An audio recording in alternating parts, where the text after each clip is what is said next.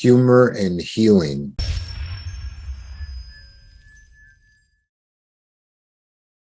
Tonight, we're going to be discussing the theme humor in healing.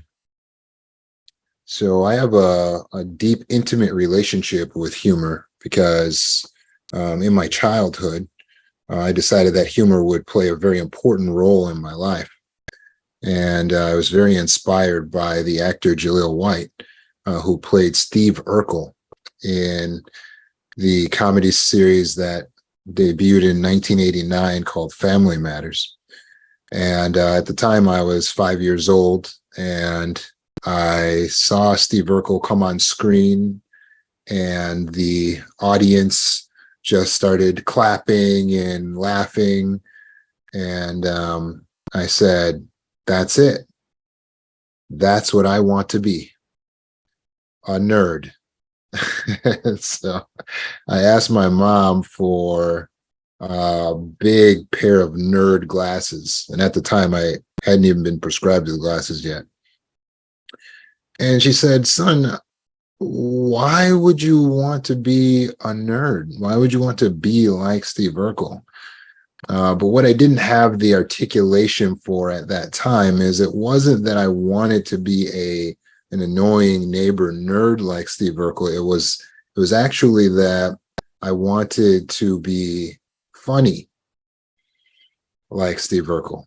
I was interested in the fact that he was so humorous, and he was a beloved character for his sense of humor. And so that's what it was that I really wanted to master. And master it I did. I started right away at 5 years old. I went to school and I started making the class laugh by doing impressions of Steve Urkel. And soon enough, I was writing my own material.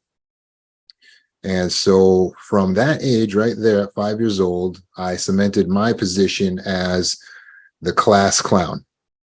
I was the funniest kid in my school. And I stayed in the same school system through my adolescence all the way until I graduated high school. And so I maintained my position as the undisputed class clown, the funniest kid in school. In fact, even once I was a sophomore, I was voted most likely to become famous or an actor or a comedian.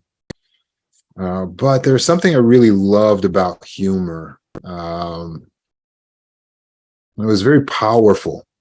It was a very powerful way of connecting with a bunch of people, and a very quick way for me to find a position in the social hierarchy that I found myself thrust into. So humor for me was a mechanism to get what I wanted, which at the time was fame and fortune.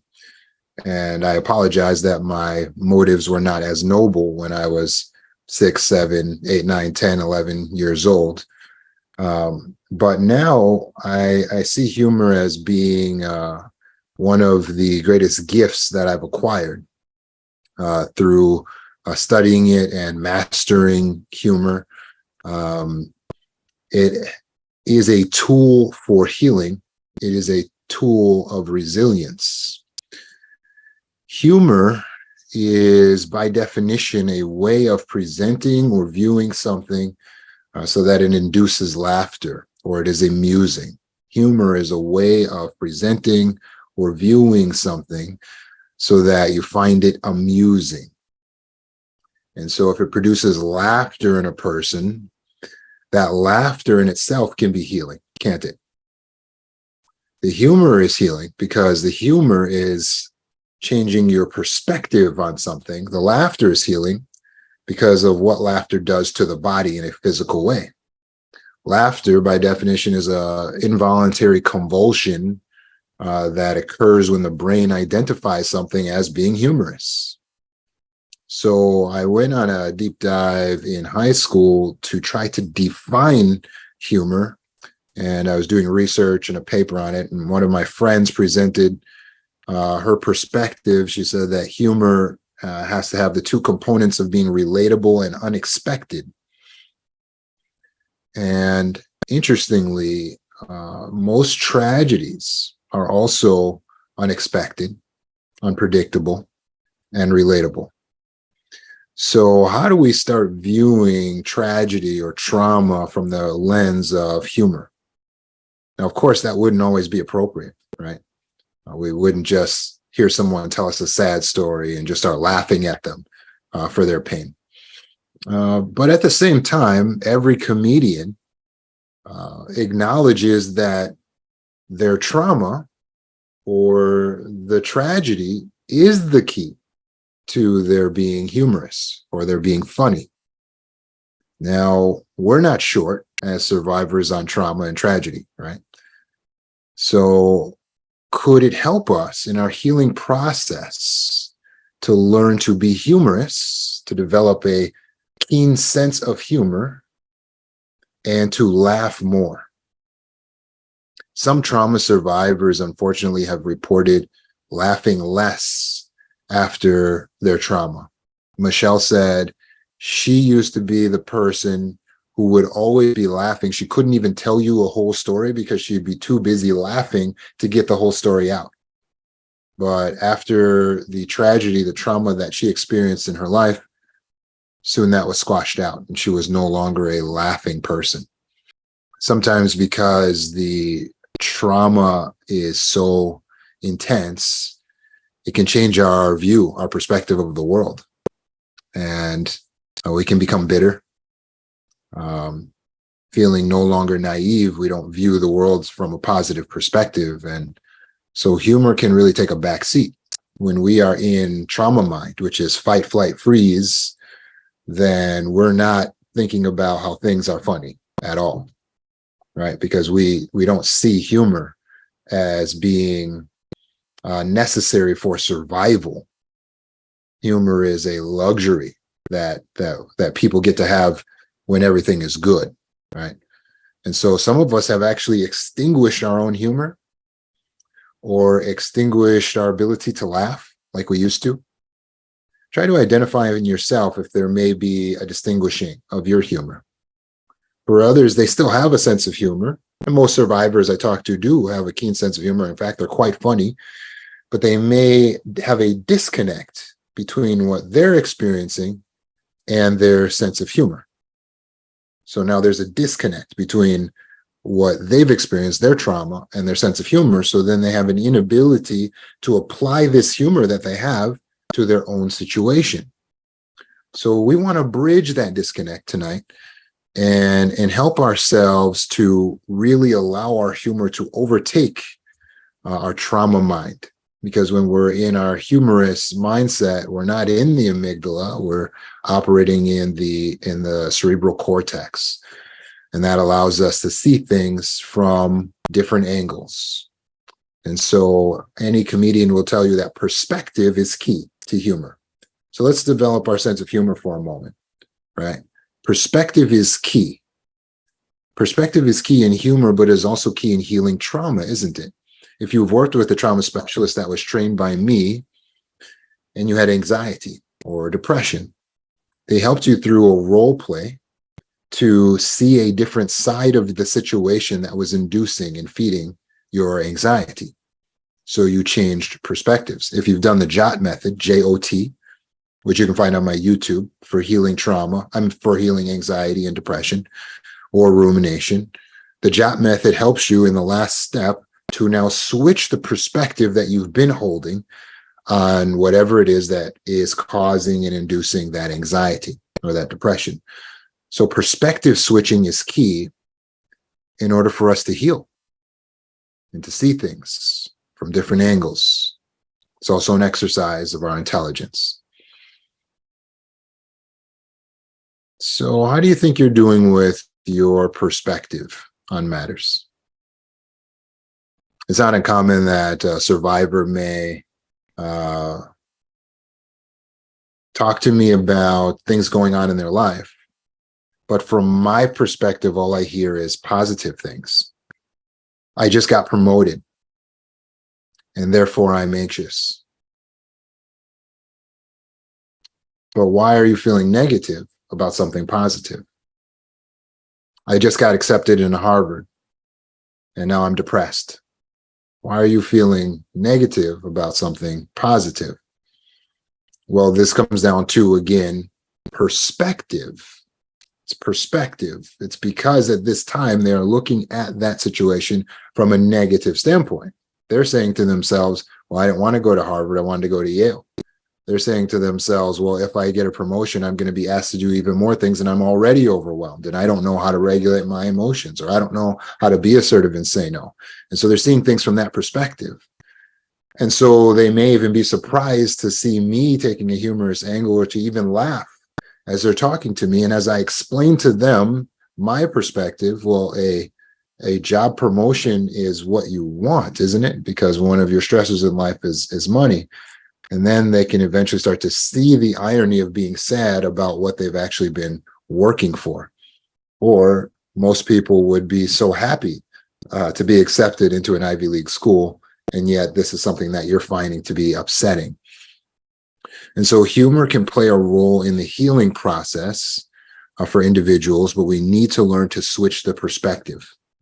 What are the benefits if we can have humor? One, you get emotional release.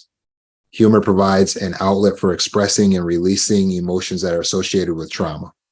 It also allows individuals to temporarily shift the focus away from the problem and to engage in a lighter, more positive experience around the pain.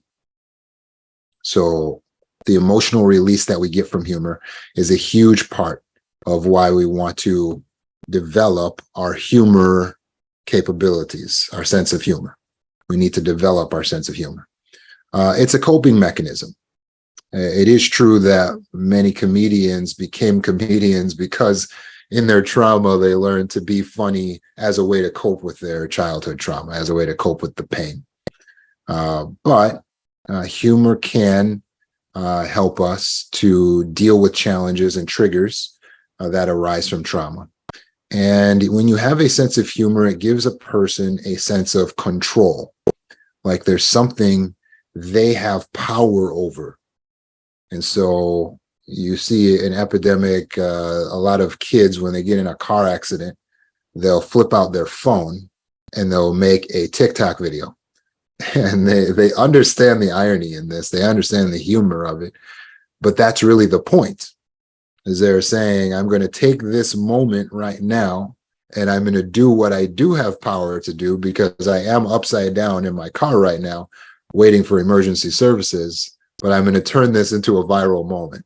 And they do that totally embracing the irony. So humor can be a way of helping us to cope and regain a sense of power over our experience. Humor can also help us to develop our skills of positive reframing. So when you have a way of looking at things that's funny, it can help you to reframe your experience. It can also help you to be more resilient, right? Dad jokes. There's one father, if someone says, well, Dad, you know, you can be a real meanie. And he says, you can call me anything, but just don't call me late for dinner. He uses the humor as a way of deflecting. And as a result, it makes him more resilient to the harsh sayings of the people who are criticizing him.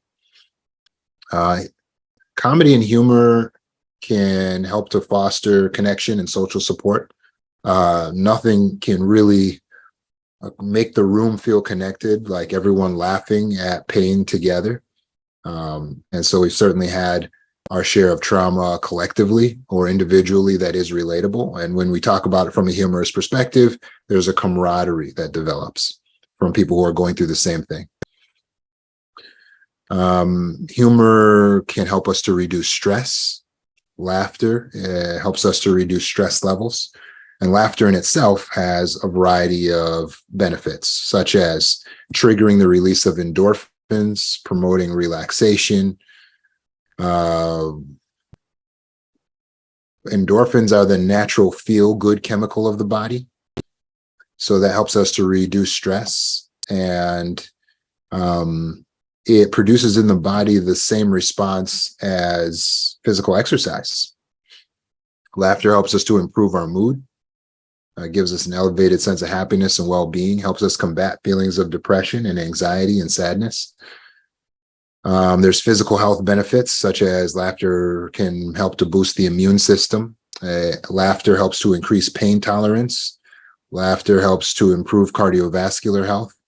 And laughter helps to enhance respiratory function. Laughter helps us to relax our muscles and muscle tension, which can be helpful for those who are suffering from tension headaches and muscle pain. Humor and laughter help us to become more resilient to deal with difficult situations. Humor can stimulate creativity by encouraging flexible thinking and promoting brainstorming. And humor can enhance our memory and our learning retention. So it can make the process of learning more enjoyable, more effective. Right. So there's numerous benefits to fostering and growing, cultivating our sense of humor and laughing more. So how often would you like to say that you probably laugh? Like once a day?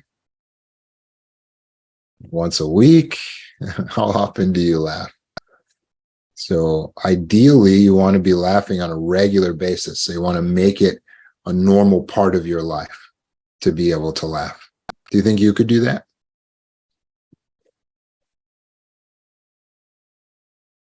Humorous videos can boost natural killer cell activity. So there's been various studies that are done on humor. And so what they'll do is they'll take participants and they'll show them a humorous video, and then they'll induce them to certain things like stress and see how they respond, or pain and see how they respond. And what they found through these studies is that the body responds to laughter like it's exercise. The body has a higher pain tolerance when someone has just watched a video that's humorous. They can endure more pain. They have less anxiety around having to endure pain. So laughter is safe. It's also very cheap. It doesn't cost us anything to laugh financially. So videos about babies, videos about animals could be a great place to start. So if you're someone who needs to retrain your laughter, you follow this process. You're going to start out by finding things that you do find humorous. Could be a comedian. It could be videos on animals, babies, children. And then you watch these videos and you allow it to induce a response. Maybe you'll just chuckle a little bit at first, or just smile. And then you watch them again, or you watch something else the next day, and you try to open up more of that laughter. And then as you do it, you're going to commend yourself for having laughed. You're going to commend yourself for having laughed. Okay, good job. That was good. The positive reinforcement then allows you to go in and do it again and laugh again. And then you want to do it again and again, the next day and the next day. And you want to open up your ability, your capacity to laugh, and retrain the brain. Because by doing this and practicing it, you're going to create a new neural pathway, or reawaken that old neural pathway, so that you're able to welcome laughter again and feel safe through laughter and humor. Does that make sense? So you're going to retrain your ability to laugh little by little, day by day. If you like to develop your sense of humor, you can retrain your humor every day by looking for issues and switching perspectives on those issues. So normally people tend to be quite negative, right, in their observations day to day. And so they go out, oh, it's so hot. Oh man, they get on the road. Oh, there's so many people, right? They're in traffic. where did all these people come from? Or they get out of work or a show. Oh, it's dark. Right. Well, it looks like it's going to rain. And so what are they doing? They're just looking at things, but it's from a negative perspective, right? But that's not really helpful, right? So we want to learn to view things in a way that's humorous. So learn to switch perspectives. So something I used was to look at life as if I am an alien and I'm new to Earth. And so I'm just observing all of these people and the way that they're acting. And you find a lot more humor when you pretend that you're new to the planet and you wonder why humans are acting the way they're acting. For instance, in traffic, how would an alien respond to watching humans be upset about traffic? What do you think?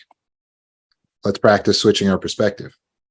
If you were an alien from outer space, how would you respond to seeing people sitting in traffic and they're upset to be sitting in traffic? And you might ask, why is there one person in every car that has 4 seats, right?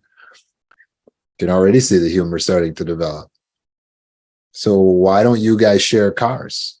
And then we would say to the aliens, well, we don't want to be inconvenienced and have to wait for people. You see the humor in that? How do we arrive at a humorous way of looking at the situation? By switching perspectives, by looking at it from another angle. All of a sudden, it opens up a new way of seeing it. So let's take another day-to-day situation. Let's try to develop our humor around it. Let's take financial problems. Let's take financial problems.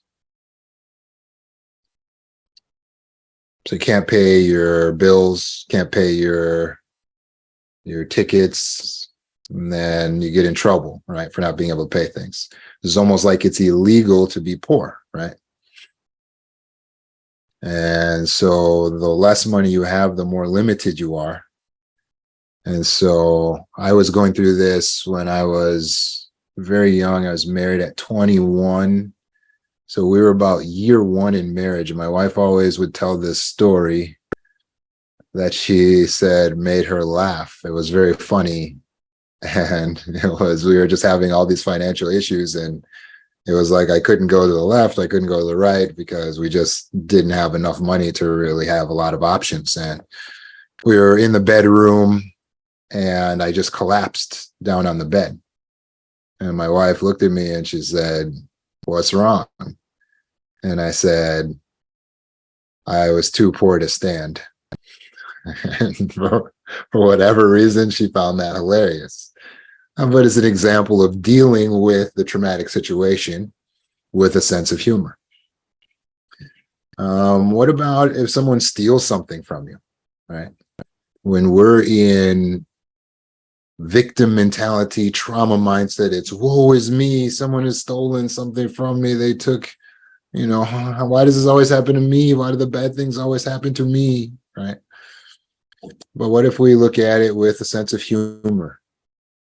And we say, oh, well, perhaps they needed my car more than I did. Why would someone just come and just take something that doesn't belong to them, right? So you can say, well, I've done my duty to give to someone in need, right?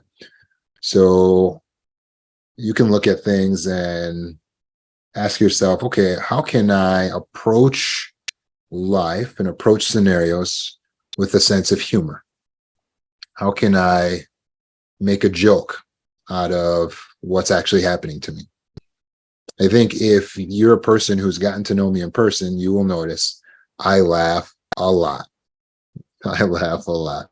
I probably border on laughing more than is appropriate. Probably. But in my own defense, I find that I would rather be a person who laughs too much than a person who laughs too little. So my immediate default coping to any situation is to let out a laugh. It keeps me in a powerful position to the situation. So when I feel challenged, or when things are awkward, I will laugh. It's a way of bringing levity to the situation so that everyone can actually relax. Laughter allows us to process what's happening from a position of personal power.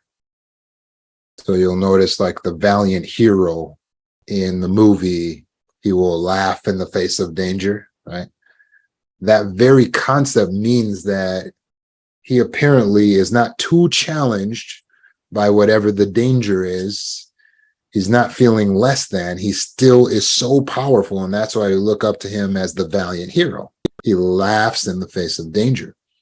So are you like that? Do you laugh in the face of danger or in the face of your own personal tragedy? It can be quite cathartic to do so. So typically when I lose something or I go through something, I'm trying to find the immediate humor in the situation, right? And you will find in many things we go through, maybe not everything, but in many things we go through, there is a point of humor. Just by bringing in extra unexpected but relatable details, we can find the humor in the situation. So take a moment, write down on your page maybe some things in your life that you've been looking at from a standpoint of negativity or helplessness.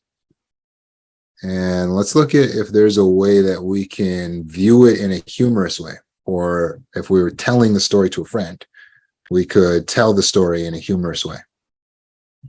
So have you come up with some examples of things that are bad or negative, but you can actually look at them in a humorous way, or you could retell the story to someone in a way that's actually funny?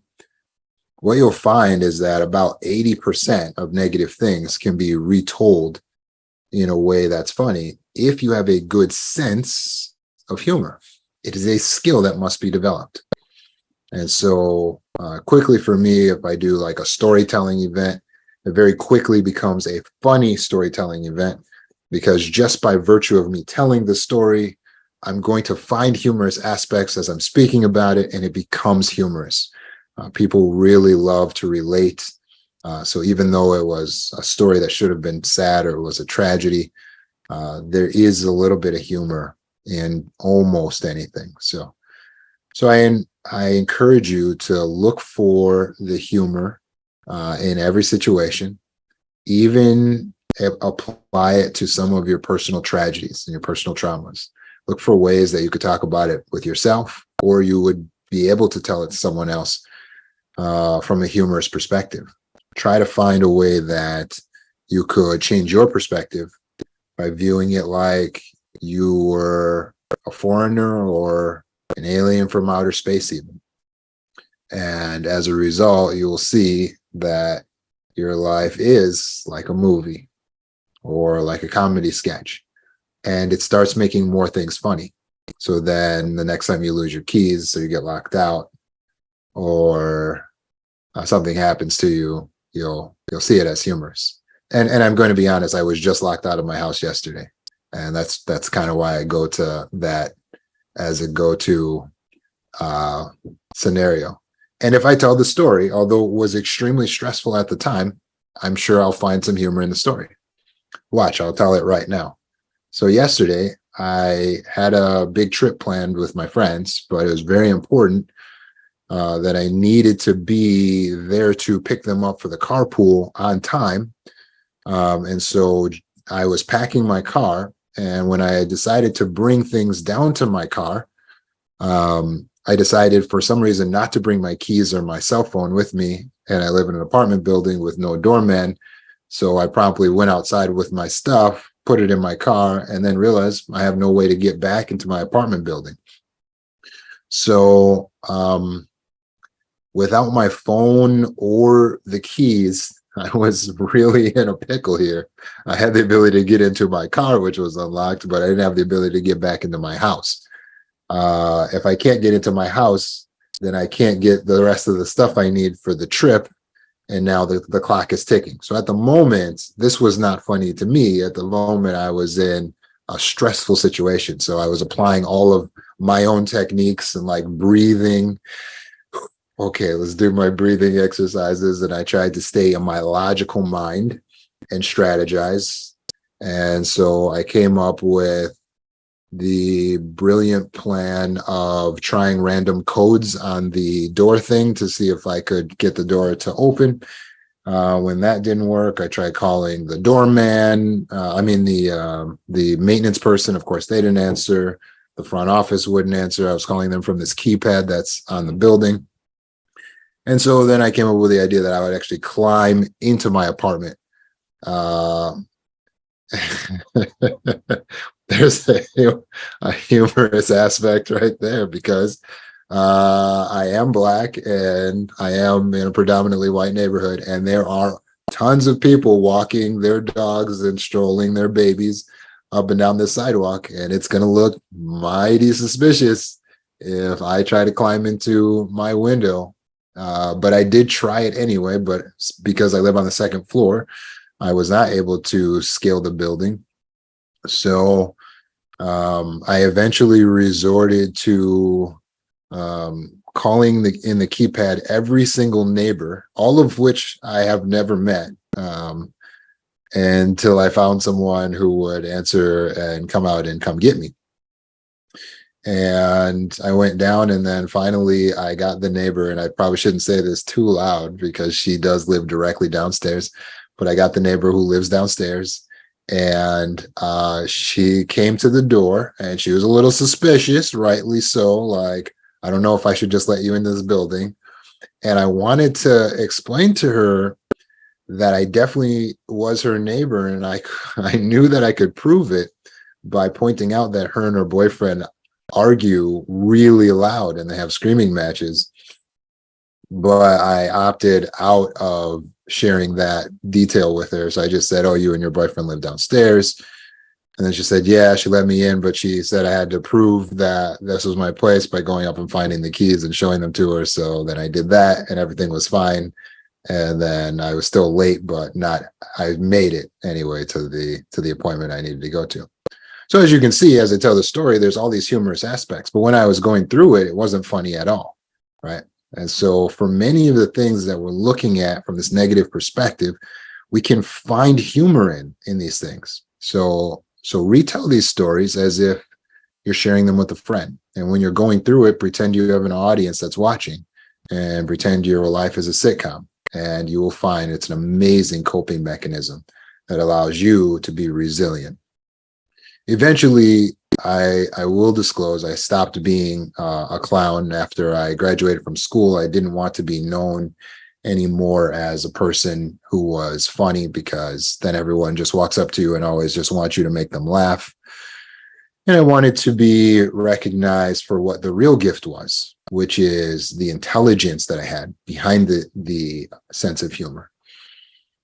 And I tell you that to leave you with this. To develop your sense of humor is to develop your intelligence and your ability to express it in a way that's beneficial, not just to others, but to yourself in your own healing journey.